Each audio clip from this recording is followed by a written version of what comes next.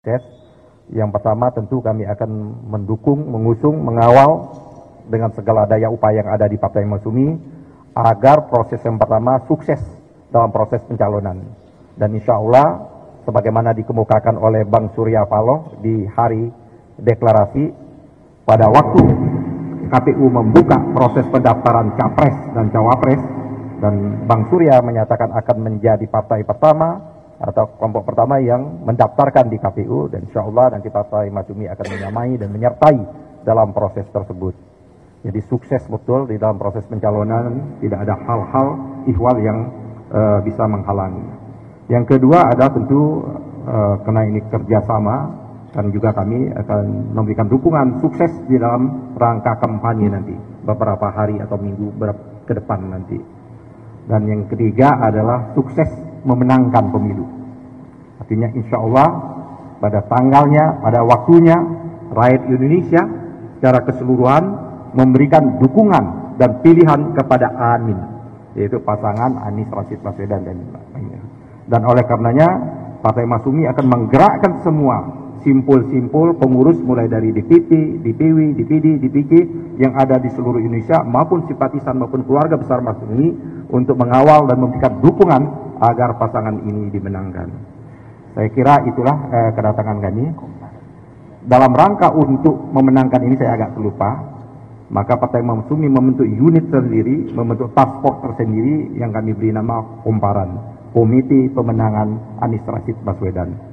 Dan ini tim kami sedang berjalan di beberapa provinsi, terutama Jawa Tengah dan Jawa Timur, melakukan pelatihan bintek dan lain sebagainya.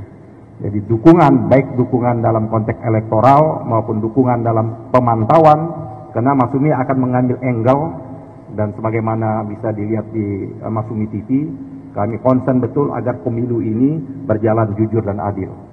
Satu-satunya mahkota pemilu itu adalah jujur dan adil. Kalau pemilu itu dilakukan tidak jujur dan adil, maka dia kehilangan harkat dan martabat sebagai pemilu itu. Oleh karena itu, Masyumi akan mengambil spesifikasi untuk mengawal pemilu jujur dan adil itu. Saya kira itu yang ingin saya sampaikan. Terima kasih pada Gus Coy dan terima kasih juga pada kawan-kawan media. Bila terima, Assalamualaikum warahmatullahi wabarakatuh. Waalaikumsalam warahmatullahi wabarakatuh. Ada tambahan dari Pak Abdullah ya Mahwa? Cukup. Kawan-kawan wartawan, ada pertanyaan?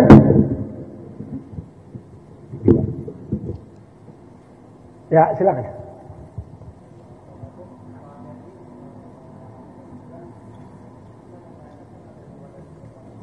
Hah?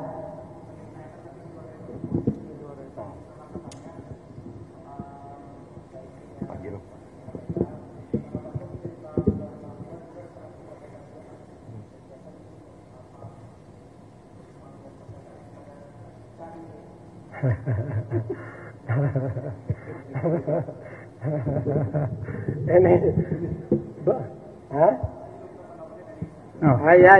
ya Pak beliau ini yang ngerti KPK. Nanti saya bisa jawab terakhir. Ya, saya 8 tahun di KPK dan saya koordinator penyusunan SOP KPK. Jadi saya tahu betul liku-liku KPK. Ada kesepakatan DPR dulu bahwa menghadapi pemilu, pileg, pilpres, seseorang yang masuk di dalam radar KPK yang memenuhi persyaratan untuk tersangkakan ditunda. Kenapa? Karena KPK tidak ingin dijadikan sebagai alat politik, tapi lembaga hukum. Nanti kalau sudah selesai pemilu, pilkada, pilpres, baru kemudian diproses. Jadi kalau misalnya Caimin betul memenuhi persyaratan, sudah terpilih jadi wakil presiden, bisa diproses. Tapi hari ini Anda tahu bahwa KPK itu sudah milik istana. Jadi sehingga demikian maka semua melalui proses istana. Jadi kalau istana mau ya seperti itu. Misalnya ketika Caimin berada di kubu sana, KPK tidak ngomong apa-apa. Begitu Caimin bergabung dengan Anies Baswedan, langsung kemudian ditersangkakan seperti itu.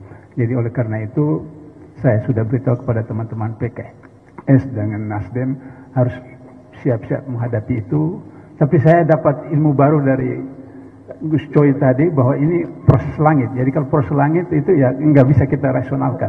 Jadi mudah-mudahan itu bisa persoalan selesai. Saya sebelum Gus Coy ya. Silakan. 5 tahun bersama-sama bermitra dengan KPK. Jadi paling tidak anatomi KPK itu saya hafal. Ya kan, anatomi dan bahkan sering kita melakukan diskusi dan lain sebagainya. Ini memang walaupun KPK menyatakan hal ini prosedural, memang nggak bisa dilepaskan nuansa ini dari proses ya Caimin dicalonkan menjadi wakil. Ini nggak bisa, kita tidak bisa, KPK tidak bisa lepas dari asumsi, nggak bisa dia menyalahkan masyarakat seperti itu. Ini kasus 2012, kok baru konyong-konyong sekarang? Kasus yang 2 tahun, 3 tahun yang besar, jauh lebih besar dari ini, kok nggak jalan seperti itu? Jadi ini kasus ini sudah pernah didiskusikan dengan kita di KPK pada waktu saya masih di PR, Komisi 3, ini sudah pernah kita bedah. Kasus yang seperti itu sudah kita bedah, agak jauh rasa-rasanya yang memenuhi unsur-unsur itu. Dan oleh karena itu kami berharap betul melalui forum ini, mohon betul kepada kawan-kawan KPK, saya kira jadikanlah KPK sebagaimana kita inginkan pada waktu itu. KPK jangan masuk wilayah politik. Kalau KPK melakukan, artinya KPK masuk wilayah politik. Ini proses langit, kata Gus Coy. Kalau sudah proses langit nggak bisa dihadang. Saya kasihan nanti. Saya kasihan dengan KPK. Kasihan kepada lembaga ini. Kalau dia terus memaksakan, ya kalau terjadi apa-apa, jangan salahkan rakyat dan masyarakat. Ini jangan sampai nih.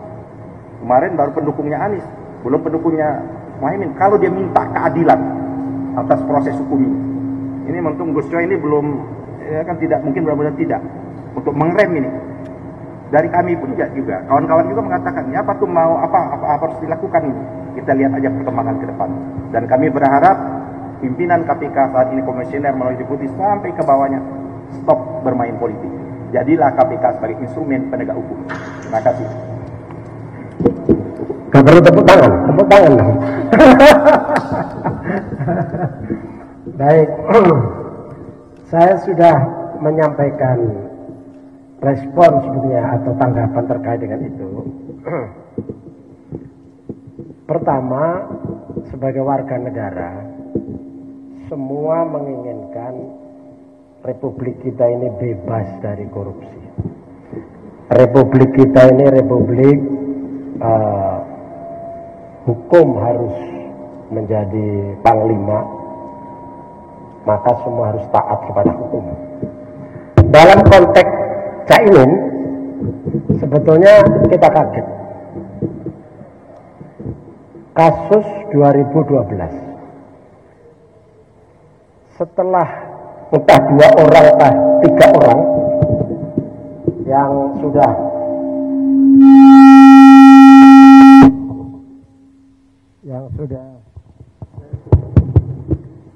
diproses dalam hukum.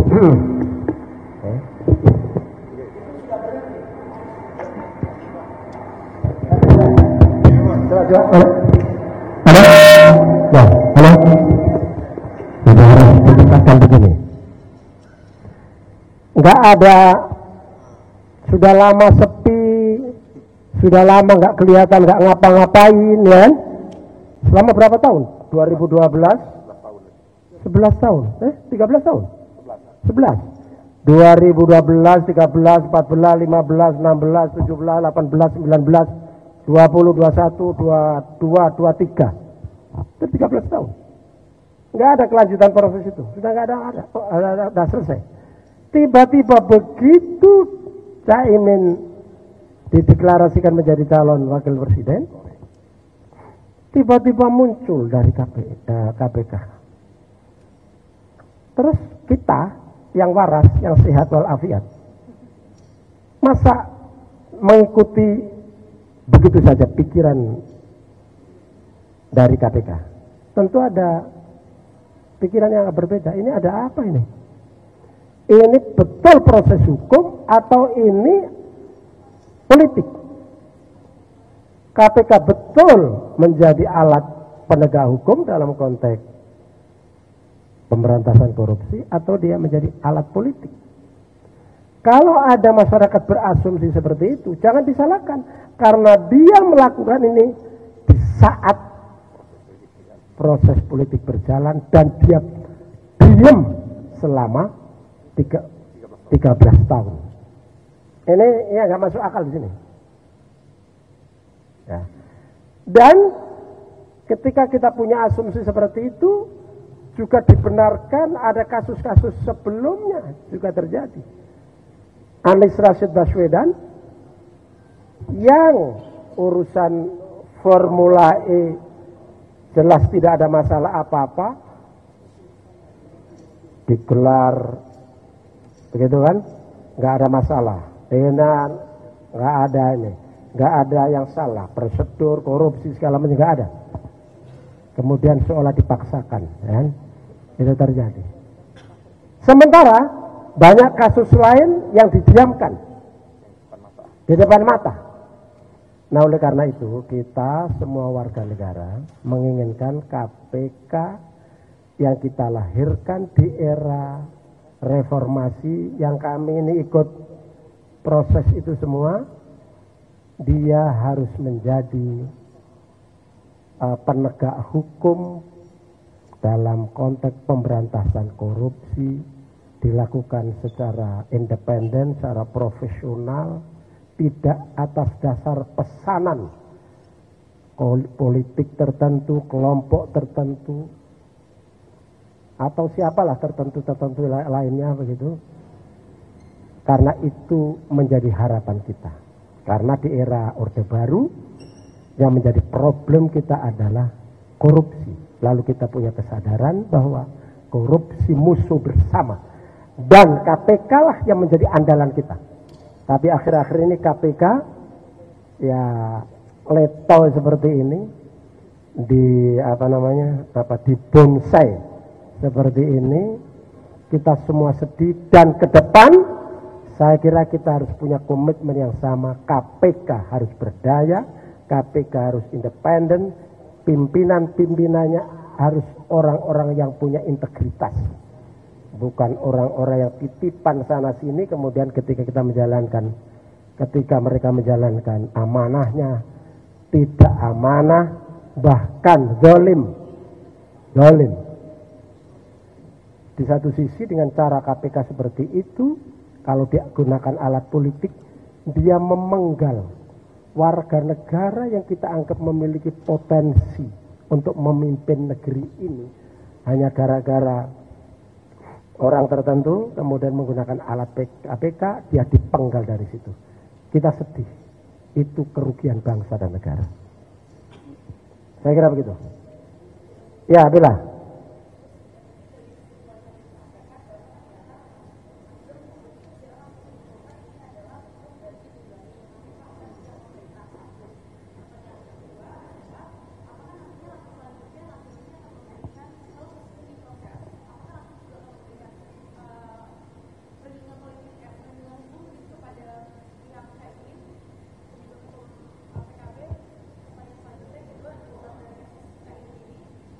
Ojo banyak-banyak, lupa saya nanti.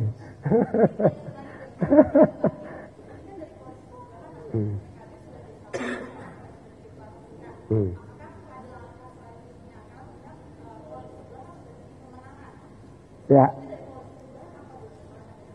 Jadi pertama kita tidak otomatis mengatakan ditunggangi, tapi punya persepsi bahwa kita curiga ini langkah KPK ini tidak murni hukum.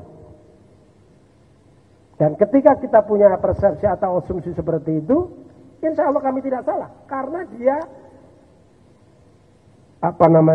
mengumumkan memeriksa Caimin itu persis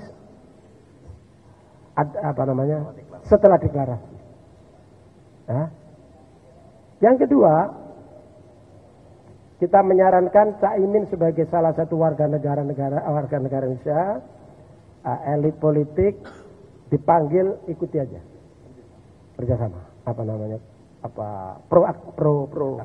proaktif ya namanya, proaktif.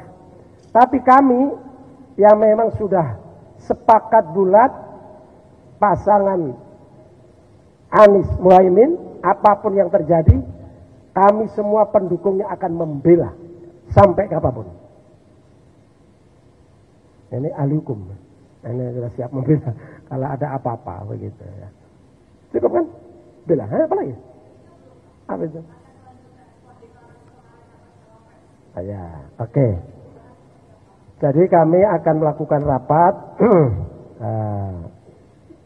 dengan koalisi untuk membahas langkah-langkah yang akan kami lakukan. Tentu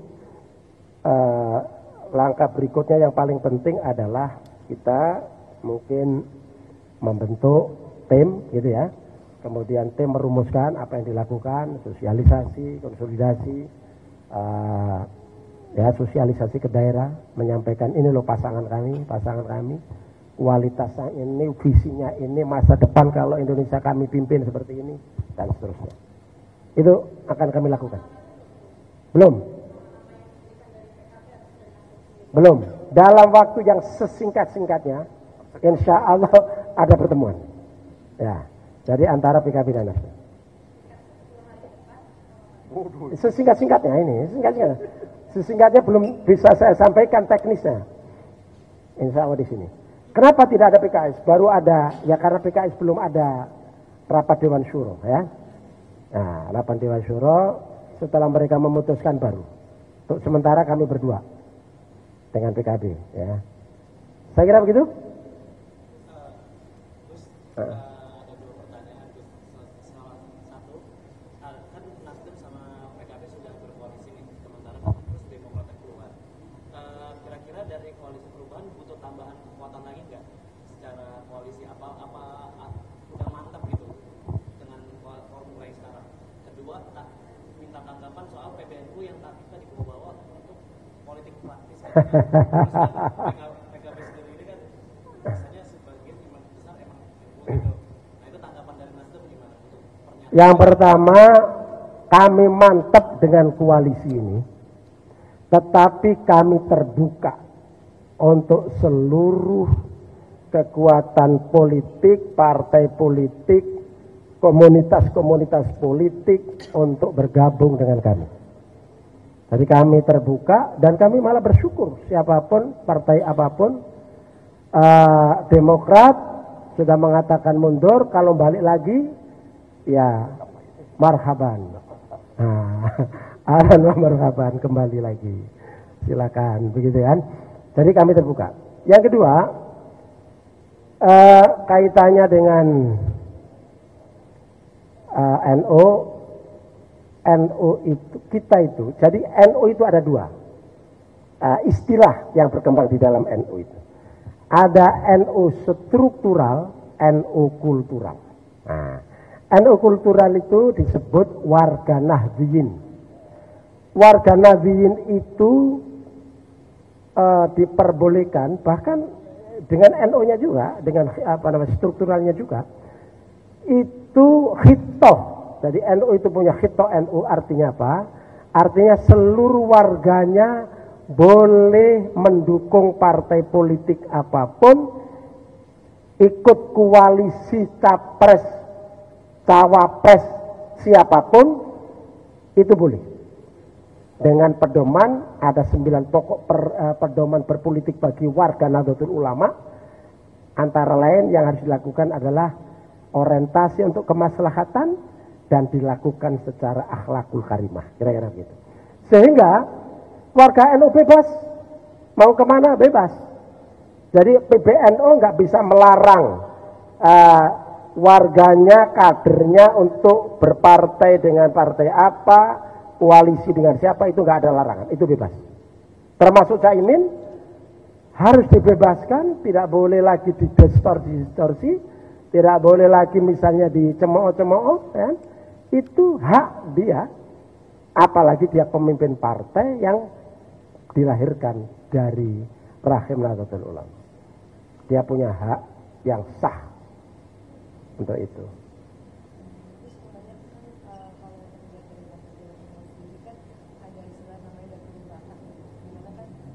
Suaranya.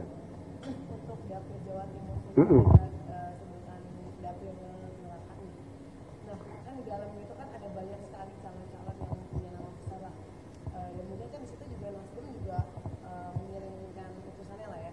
Kira-kira optimis menang nggak? Optimis, tapi tetap ikhtiar, kerja keras, dan tentu saja berdoa. Saudara-saudara, sebagaimana yang saudara-saudara wartawan baca, Mas Anies kalau hasil surveinya kan di luar Jawa hampir seluruh menang, kecuali beberapa provinsi, ya kan? Kecuali mayoritas di luar Jawa menang. Jakarta menang, Banten menang, gitu ya. Jawa Barat bersaing sama Prabowo kejar-kejaran. Lemah ada di Jawa Tengah dan Jawa Timur, gitu kan? Jawa Timur mayoritas NU, Jawa Tengah dalam konteks kultural tentu saja NU. Secara politik PKB nomor 2, Jawa Timur hampir sama, PDIP sama PKB sama. Gantian menang, ya, gantian kalah, tapi selisihnya selalu sedikit. Nah, dalam konteks ini dengan hadirnya Caimin menjadi wakil presiden, kita berharap PKB melakukan mobilisasi terhadap warga Nahdliyin, bukan struktur NU-nya, warga NU-nya, untuk diyakinkan bahwa ini yang menjadi wapresnya Anies ini adalah kader NU asli, tulen, pakai shot kan, asli, bahkan darah biru, dijamin komitmennya, dijamin kesetiaannya, gitu kan? Sehingga kemudian mayoritas NU Jawa Tengah dan Jawa Timur mendukung Caimin. Ketika itu terjadi, maka yang bolong dari Mas Anies bisa ketutup, dan insya Allah dengan begitu pasangan Anies Caimin akan menang. Dan menurut survei secara khusus, warga Nahdliyin ditanya siapa yang diinginkan warga Nahdliyin sebagai cawapres. Muhaimin paling unggul. Jadi Caimin itu unggulan cawapresnya warga Nahdlatul Ulama untuk khususnya Jawa Timur dan Jawa Tengah. Saya kira itu. Sehingga dengan demikian maka terkait dengan itu tadi optimis. Insya Allah ijtihad ini tidak salah. Nah,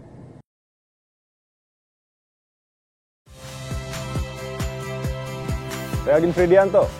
Saksikan terus program-program Kompas TV melalui siaran digital, pay TV, dan media streaming lain. Kompas TV, independen, terpercaya.